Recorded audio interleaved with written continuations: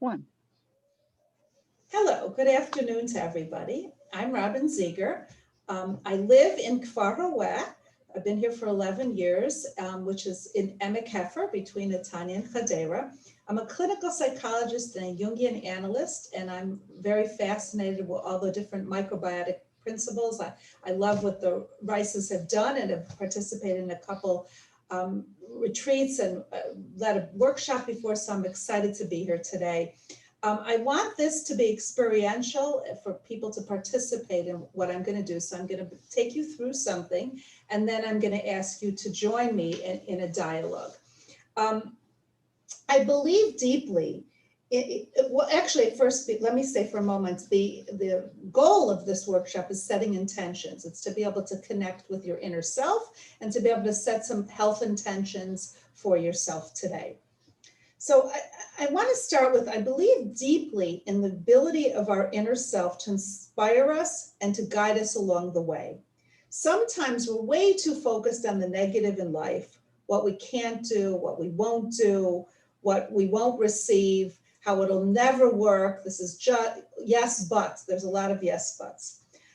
But I believe we all possess an inner self, our soul. In Hebrew, we call it our neshama, that craves growth and development. It's sort of like putting a seed in the right soil and giving it water and sun, and it begins to grow. This, to me, is the concept of the self.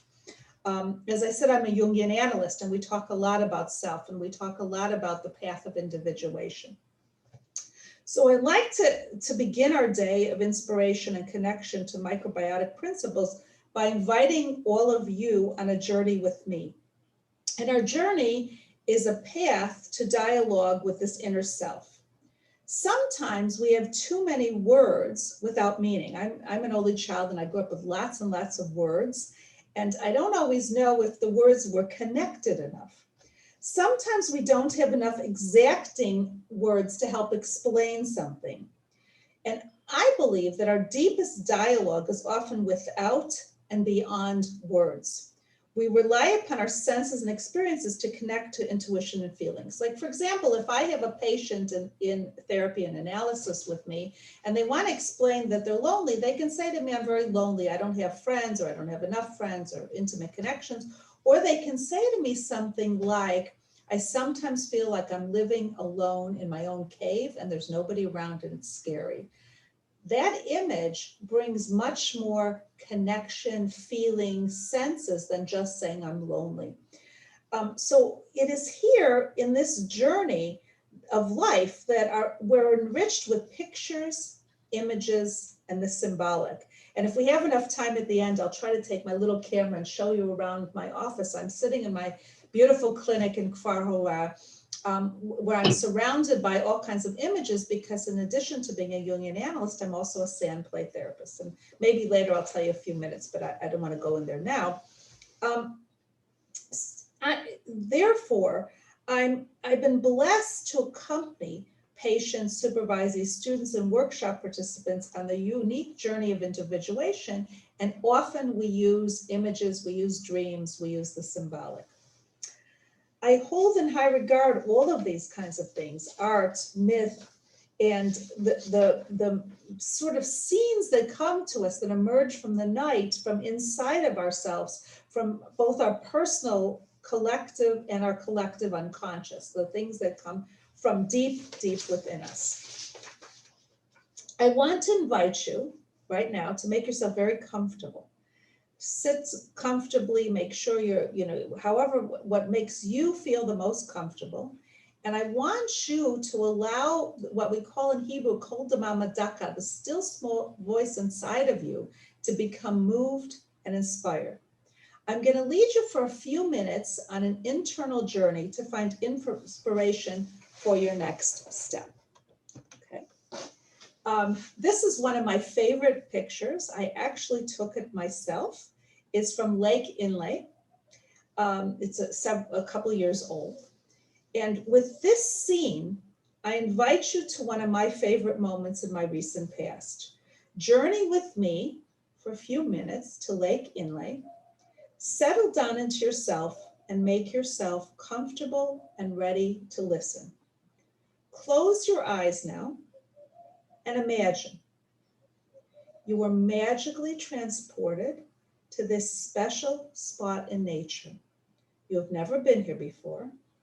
Perhaps you're on a small boat, or perhaps you're not so interested in a boat, but you're watching from the shore or from a dock. The day is exquisite, not too hot and not too cold. You are excited. Something feels right. Something is going to happen. You feel the breeze in your hair. You smell the clean air and feel the sun on your back. You look around and spot the lotus flowers seemingly magically floating in space close to the shore.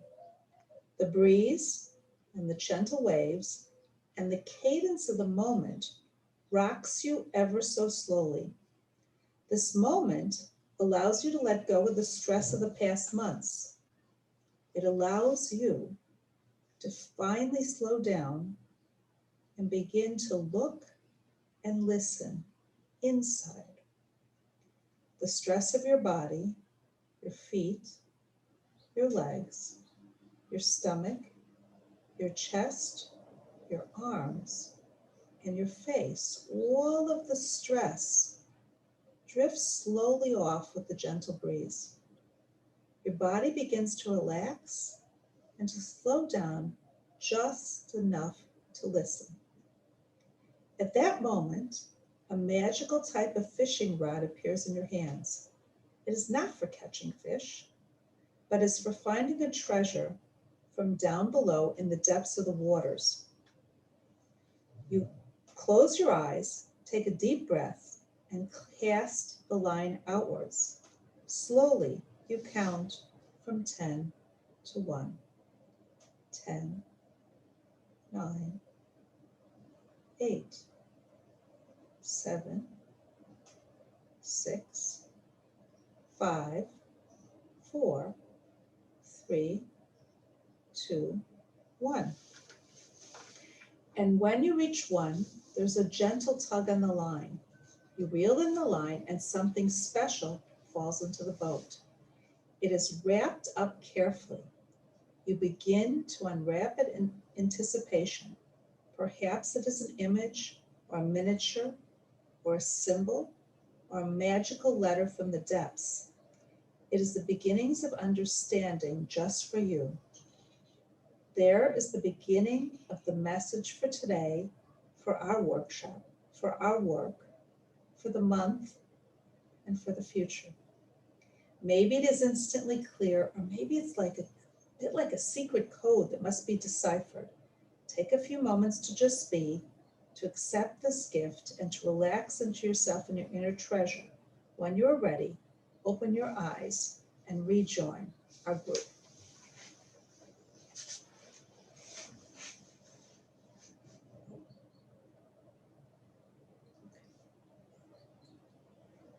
Okay. Now I invite all of you. I don't know who's here in our group, but I invite you to share what came to you, what you'd like to share. If any of you brought your own image with you today, because I invited people to bring an image, and then I'll show you some of the images I have. But first I want to start with what you'd like to share.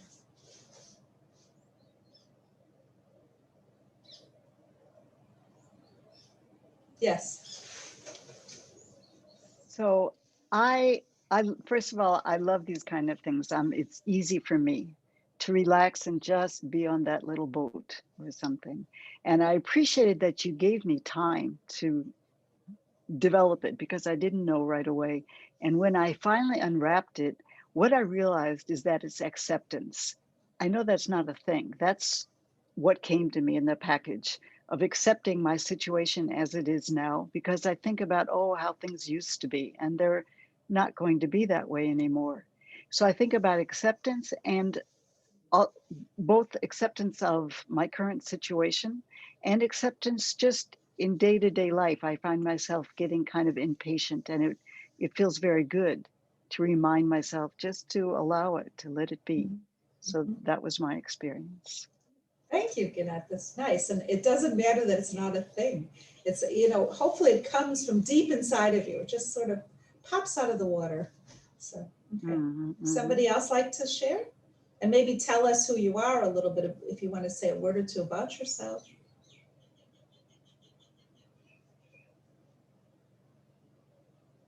Everyone's quiet. Should we maybe even just go around and introduce ourselves? I'm trying to see. Yeah, there's how many people here? Let me look and see if I can see through my PowerPoint. We have how many people? Ah, okay. We have 8. Okay. So how about, who would someone be willing to start and just introduce themselves? And if you want to share your experience, fine. If not, just tell us who you are. Yes? Gretchen, is that you? Yes? Okay. I don't know that I'm on the screen. I see Gannat on the screen. Well, do you hear me? Yes, we hear you fine. Okay. Well, 6 o'clock in the morning in Bowling Green, Kentucky, and we've just had 24 hours of rain. Oh, wow. About 5 inches of rain. So there'll be lots of interesting new puddles and pools. And I have to admit that I wasn't totally paying attention when you first started. This is early for me in the day, so I was drinking my coffee. I can imagine. Yes. And getting up, I had to set an alarm for 5:30, and I haven't seen 5:30 since last month. So, Wow. anyway, I have spent quite a lot of time on boats. We used to own boats when we lived in Connecticut, and also in New Orleans, and also in Southeast Florida. So I'm used to being, and in New Orleans, yeah, I'm used to being on boats. And I desperately miss it, I have to say. I miss the water. I miss the peacefulness.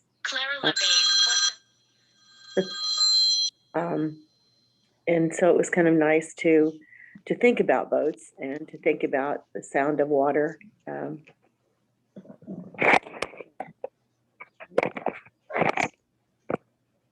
seeing. I didn't hear that last sentence. I'm sorry. Okay, I'm seeing you, and that's what is it you want us to say? That's fine. No, if there was some image, something that came up when you see this boat that leads you to an intention, anything. And if it doesn't, it's okay, you know.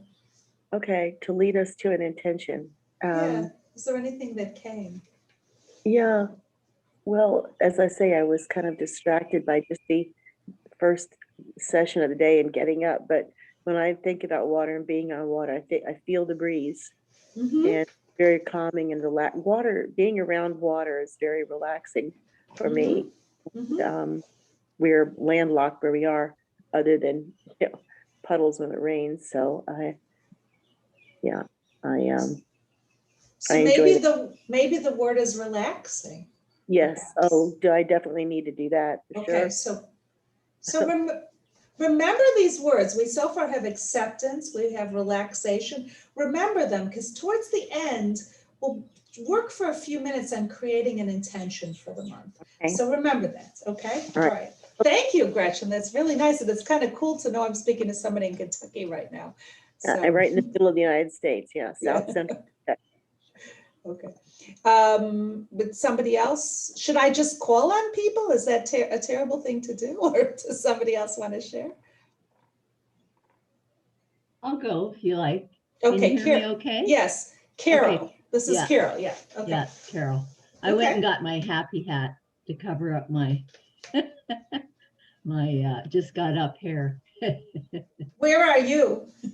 I'm in Toronto, Canada. Ah, okay. Yeah. And I think I mentioned to Jeanette that I've been away from macrobiotics for decades.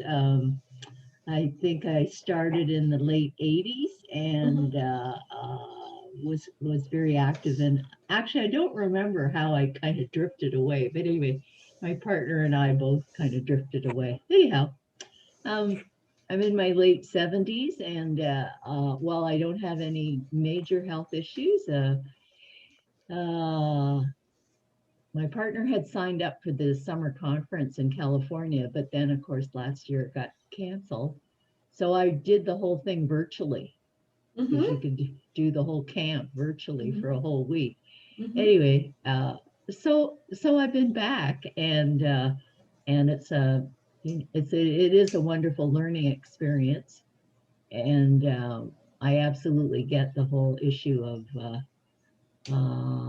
yeah, we are kind of growth and development. I'm a personal development junkie anyway, so the timing is really good because there's so much available like this, which is really really We can be wonderful. the whole world can become connected. It's amazing. Yeah, it Yes. is.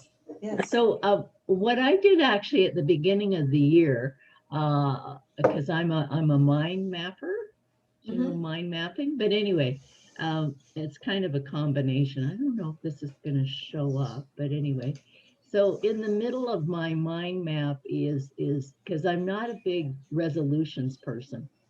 So it was more about exactly intentions or directions or, you know, yeah. And the one that relates to health is this. So you can see the yin yang sign around balance.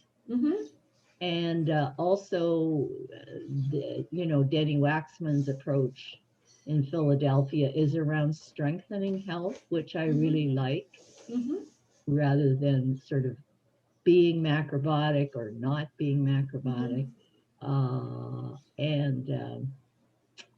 And my whole issue, I think, around just being more self-compassionate and not so perfectionistic in what I'm doing related to health.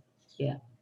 Okay, well, welcome back and thank you. And I certainly love the yin yang. That's, you know, very nice. Okay, thank you. From Toronto, and I was there once. So, okay, cool. Yeah. Okay, who else would like to share?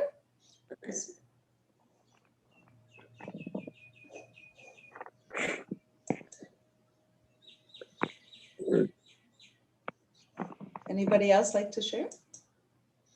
I like the positivity that's been said, and I don't want to ruin it. You're allowed to just be you. Don't worry about ruining anything. First of all, I want to respond to Carol. She does not look like in the late 70s at all, so it's beautiful. I'm on a seesaw. I go on a path and I do sort of well, and then I sort of go down, and then I sort of go up. And I'm not sure I'm happy with the seesaw. It's been my whole life. I mean, I've never been, obviously, it's obvious. Nobody's 100%, right? We all know that. And I tell everybody that's okay. You know, the path goes up and down. But when I go up and down, I get disappointed in myself because I said, I went up. Why am I going down? So is there an image? I'm challenging you, and you don't have to answer me now. You can even hold on to it for a little while. But is there an image that you're going to place instead of a seesaw that would help you? Well, you have the image of the water, so maybe the waves going back and forth. Yeah, it's interesting as you were talking about seesaw, I'm looking at this guy, and I was absolutely fascinated how these people were able to sort of row with their feet standing up on the boat, you know, that he somehow he really does not have a seesaw. He had incredible balance. So I don't know. Okay. Okay, but thank you. Don't feel like you have to be positive. Sometimes we have to bring the struggles, the negative, the conflicts, you know, nigudim, the opposites. That's important too. So, okay, thank you for sharing. Who else would like to share? It could also just be about yourself. Tell us where you're from. Are there any other people that aren't, you know, that are around, from around the world? Where, you know, Ginat and I are from Israel, and Clara too. But where else are people from?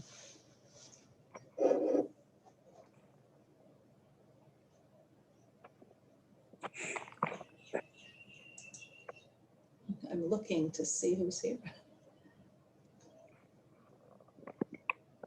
No, nobody else? Okay. All right. I'll move to the next. I want to take you a little bit into some imagery, and then we'll come back to the intentions. I recently moved, as I said, I live in a kfar, which is a agricultural village right now. And so there are some around us, there's some cows and some chickens. When I was a little girl, I wanted to live on a farm. And somehow I grew up in the city of Chicago, and somehow I ended up finally towards the second half of my life, I ended up moving to Israel and moving to an agricultural village. So it's as near to a farm as I want to be at this stage in my life. I don't want to do farming, but this is what I wake up in the morning to. I take my dog out and we go for a walk.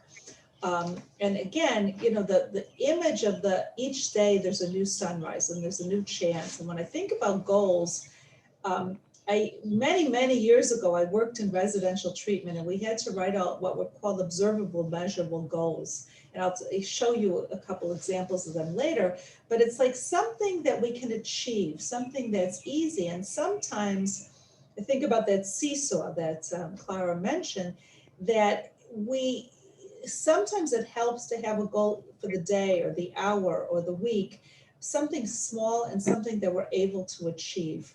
It could be today I'm going to get up and I'm not going to have any extra sugar. Or today I'm going to get up and I'm going to have my bowl of miso soup. Or I'm going to meditate, or whatever it might be. So, the image of the new day is really, really important to me. This is another picture from when I was in Myanmar. Just again, the beauty of the nature and the things that we see in front of us. This, unfortunately, it's not such a clear picture. I'm a sand play therapist, and as I mentioned, in addition to all the other things I do, like traditional therapy, people come and they build in my sand. They take miniatures from my office and they create scenes, and it's sort of an expression of self, of things that are inside, and they may or may not talk about it. So I tried to pick some images that, to me, suggested goals. They're not necessarily yours, but they may be mine. This is the lotus flower, which I was privileged to see in person, that grows in the mud. And there's something beautiful about something that is created out of the mud. How many people has anybody seen a lotus flower in person? Yeah. What did you think? Oh, it's gorgeous. Yeah. In Ginat Japan. also? In Japan? Yeah. Yeah. And what did you think of it? Were you talking me? Yeah, Ginat. Yeah, sorry. Oh. No, Clara, go ahead. I'm playing with this mute button back and forth. It's I wouldn't say otherworldly, but it's so maybe otherworldly. It's just so peaceful. No, it's just so creative, so different, so opening. Oh, it's somehow beautiful. I have this image, I don't know if you can see, but it's a baby sort of inside of the flower.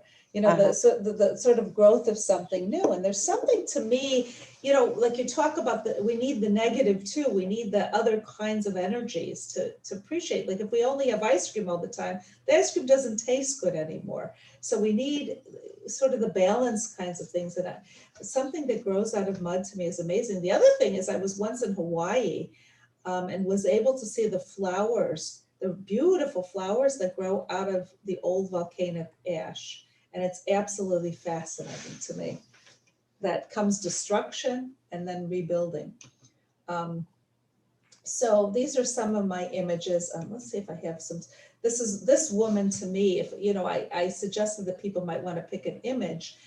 And this woman to me, she's so peaceful and she's able to sit grounded within herself. And that to me has been an important image throughout COVID, as we've had to deal with all kinds of crazy things, where I've tried to have the image of how to ground myself, how to find that sort of inner peace. So that's some of the things. I did this morning in anticipation of this group. The other one I liked was the sitting on the bench and just being able to relax. And again, this is, the growth from a tree stump that's growing out of that stump. Okay. This is, again, I want to come for a few minutes back to observable, measurable goals. If we're thinking, how can we make intentions? How can we inspire and not get lost, not, sort of get stuck in the mud? Somebody was describing to me, we've had a lot of rain this season in Israel, which is a good thing since we're a desert.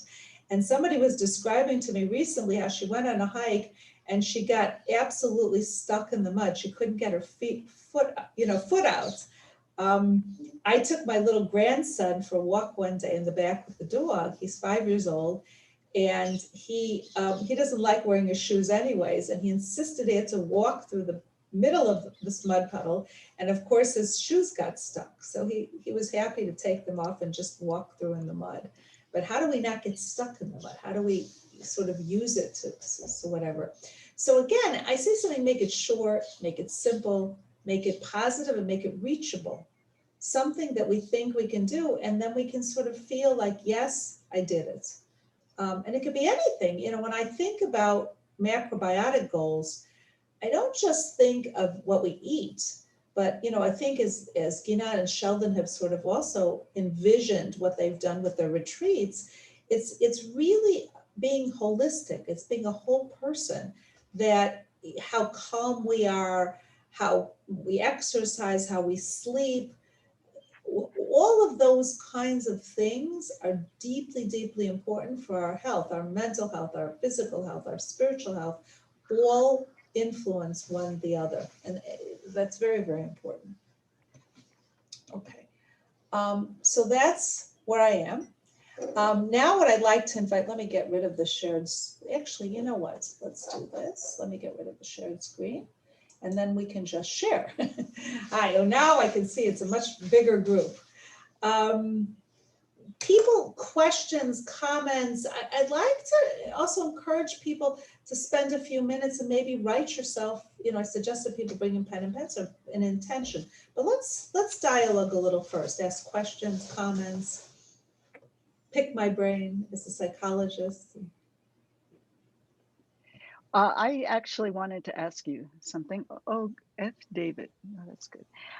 I see that your that last screen where you have the intentions, I will eat the miso soup and I will this. Yeah. Usually I'm used to doing intentions in the present tense. Do you have any opinion or comment about that? So give me an example. So you're saying that for you, your intention is, tell me what you would write. Like, what would be your intention? You have acceptance. So what would it be? Exactly. So rather than I will be accepting, I want to say I am, or I accept, or I practice acceptance, or I am willing to, or something to make it happen rather than in the future. Mm-hmm. And tell me how that helps you. Share with the group. I like this. My sense is that when I put it in the future, it stays there. I will do it tomorrow. Mm-hmm. As opposed to right now, I can feel that. Mm-hmm. Okay, so somehow it's like being, I guess what you're saying is living in the moment, being there in that moment. Yeah. That's really deeply important. Okay. I'm a big believer. I love the whole movement about mindfulness because it takes us much more to the moment, to be, and I have found with COVID and with all the lockdowns and coming out of lockdowns, sometimes the smallest things make me deeply grateful at the moment. That it's just the little things, going back to my pool and getting into the water. All of those things are much more in the moment. I guess that when I think of goals, for me, it helps for me to think what I want to achieve. Like, I think each day I practice, I do have a sense of gratefulness for what I have, but I don't know that my way is better than yours. Yeah, I guess I just got used to it, or. Mm-hmm. And that makes you move forward, is what you're saying. Mm-hmm. Okay. Other thoughts, other things people want to share?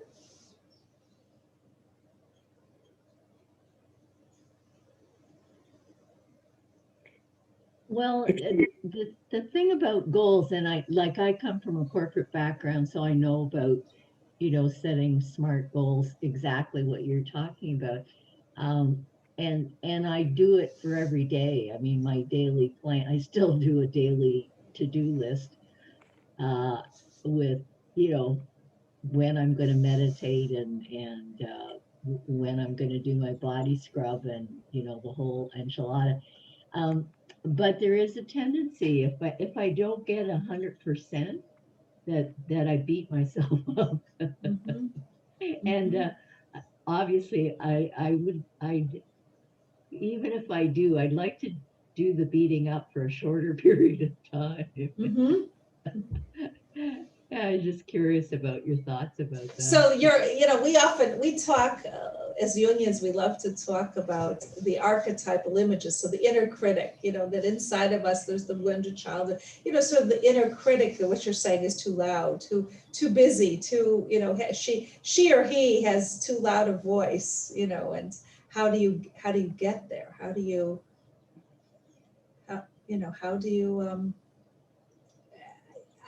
sometimes, I like the concept.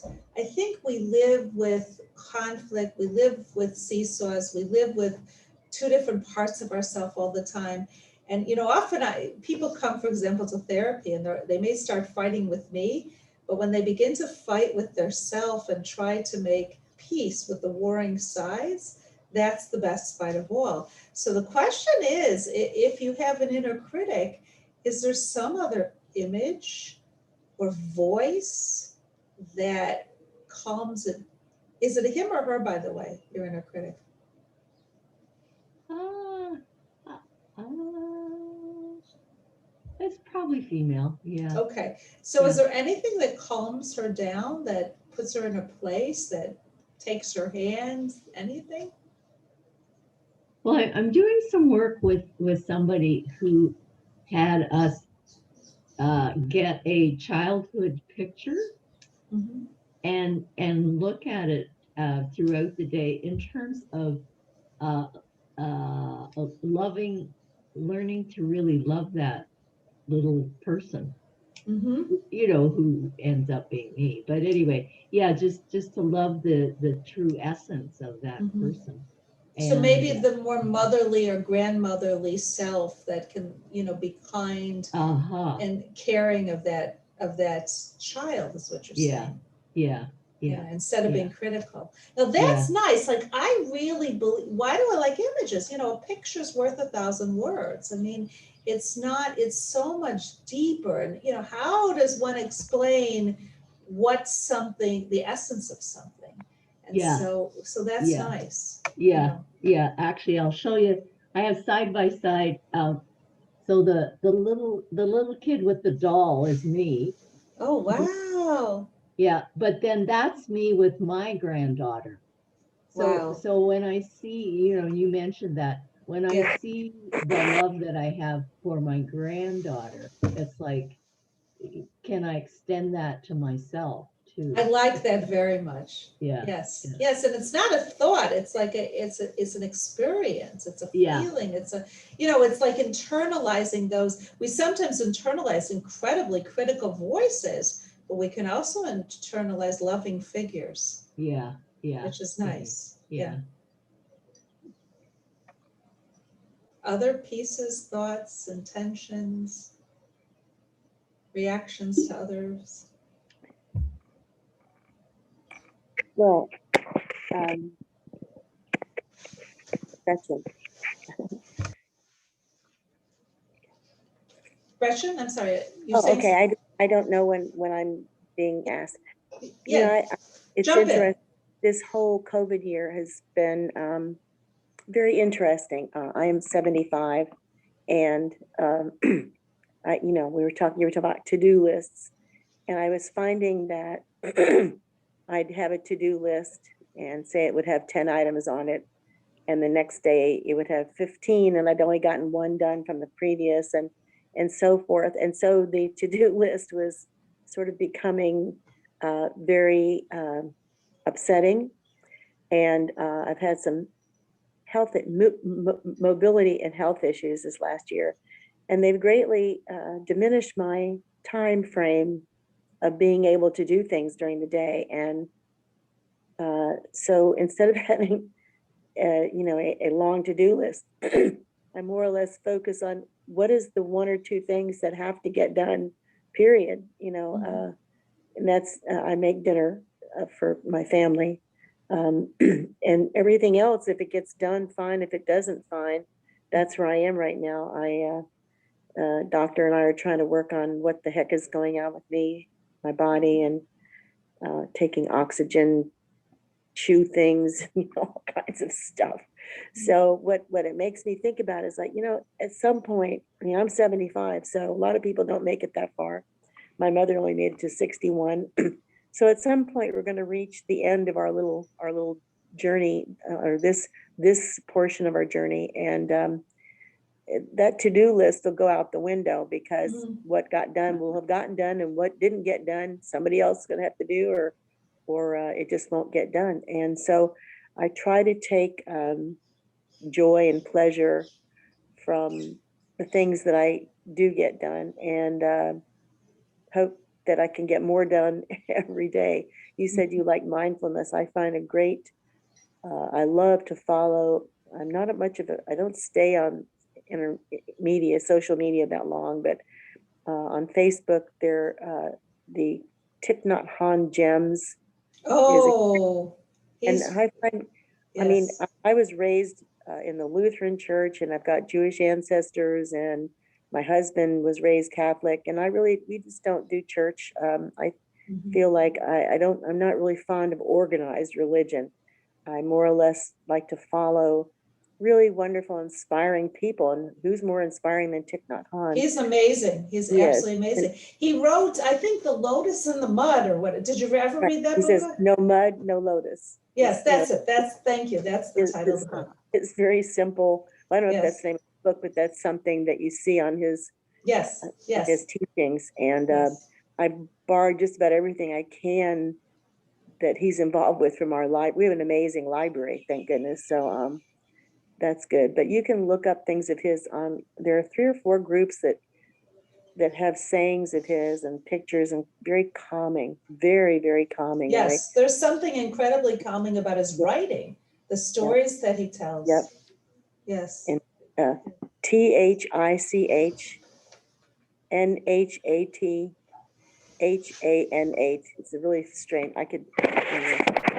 Yeah, maybe write it onto if you don't mind, write it onto the group. I was going to say, Gretchen, the other thing I want to encourage, maybe my suggestion on your list, is to put something you want to do for the day, not you have to accomplish, like meditate or read some nice quotes or go sit outside in nature. That could be on our list too. Sometimes we're so focused on doing things, and to be able to just be is so important. There's another idea. People who believe or choose to believe or are open to the possibility of there being more than one life, of being multiple incarnations, then you could say that you never get it done. And you can also say from that you can't get it wrong, because you just keep on trying. Other people, thank you very much for sharing this person. He's amazing. Any other comments, questions, intentions? Thank you.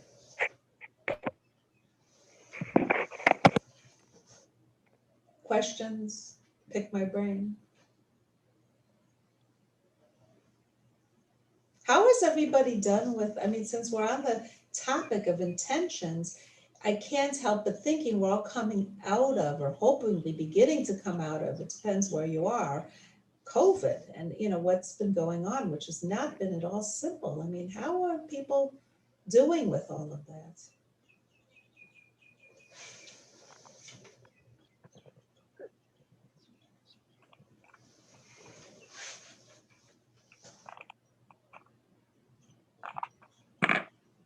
We'll be glad when we're out of it.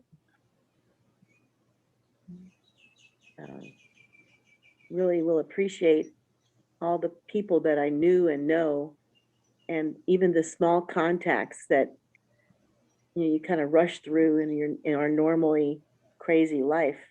I have deeper respect and appreciation for those everyday little contacts, which I desperately miss.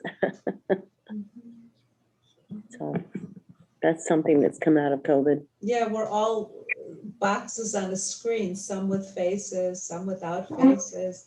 We're all boxes on a screen, and that's sort of what we come to. And I remember I grew up with the Jetsons. I don't know how many people watched that cartoon when they were young, but I sometimes feel like we're living a little bit in that world.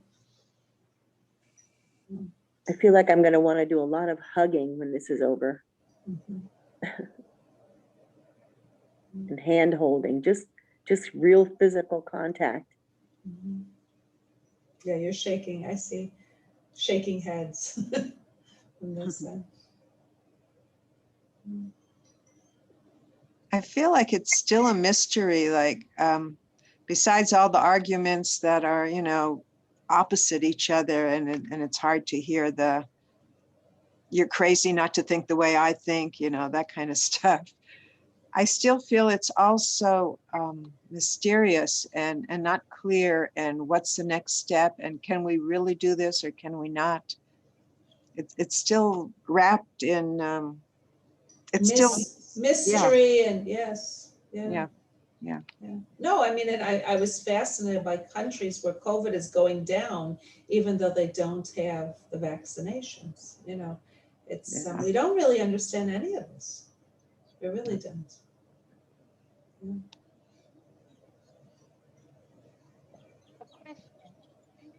Well, Which countries are those? I believe India was one of them. One of the doctors who's very involved with Maccabi here, where our healthcare and COVID mentioned there were a few countries where the COVID is going down, even though they don't have the vaccines. Someone told me New Zealand has no COVID at all. Mhm. Yeah, I heard that. Mhm. How many people here remember their dreams? Remember or pay attention to dreams? Yeah. Yep. Yeah. A few strange COVID dreams. Who knows if they're COVID related or not? Mm-hmm. Yeah. I'll share because we have a few more minutes. We end at 10:02. How does this work, Ina? Tell me. About quarter of generally. Well, you So, can go a few more minutes. okay, so I'll tell That's you all right. I'll end with my two dreams because I had two interesting COVID dreams. And if anyone has questions, things they want to ask, things they want to share, feedback, negative or positive, feel free to email me. I think you all have my contact information at this point. But what I wanted to share was Why don't you, Robin, why don't you go ahead and say your email? I'll type it in.